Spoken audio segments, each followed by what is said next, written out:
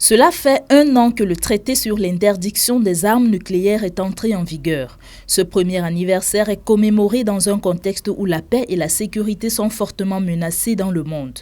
Le Cameroun n'est pas en marge de cette menace, avec les crises que traverse le pays à l'extrême nord avec la guerre contre Boko Haram, au nord-ouest et au sud-ouest avec la crise dite anglophone.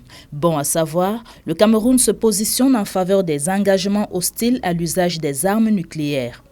Le Cameroun a adhéré à tous les instruments qui précèdent le traité sur l'interdiction.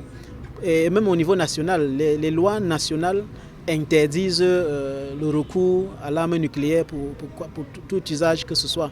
Donc le Cameroun est contre l'arme nucléaire. Contrairement aux autres textes dont les effets sont peu visibles, le TIAN se veut influent dans la course contre l'armement militaire dans le monde, souhait de la section camerounaise de la Ligue internationale des femmes pour la paix et la liberté.